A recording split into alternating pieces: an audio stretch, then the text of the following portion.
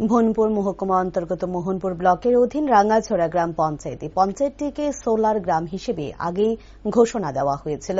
আজ 28 এপ্রিল এই গ্রামের 729টি পরিবারের হাতে সোলার প্যানেল লাইট প্রদান করা হয়। দুটো টিউব মোবাইল ফোন চার্জ দেওয়ার ব্যবস্থা রয়েছে এই গ্যাজেটটিতে। এখন বিদ্যুৎ চলে গেলেও প্রত্যেকটি পরিবারে সোলার প্যানেল গ্যাজেটের মাধ্যমে আলোর পরিষেবা পাবে বলে জানালেন মন্ত্রী রতনলাল নাথ।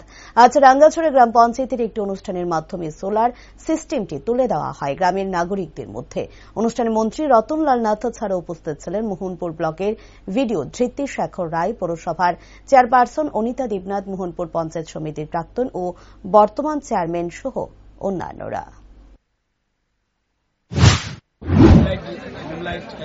আমরা ডিস্ট্রিবিউশন করছি, কারণ এই গ্রাম পঞ্চায়েতটা একদম টোটাল সোলার গ্রাম হিসেবে চিহ্নিত হয়েছে।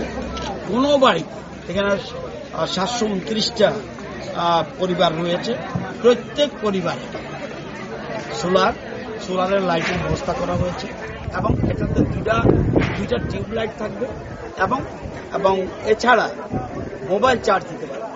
যদি কোনো কারণে কারেন্ট চলে যায়, ঝড় তুফানের কারণে, অন্য কোনো পাওয়ার কাটের জন্য, লোডশেডিং হয় না আমাদের রাজ্যে, কিন্তু পাওয়ার কাটিং এর জন্য যদি কোনো কারণে যায়, কিন্তু এই লাইটগুলি জ্বলবে।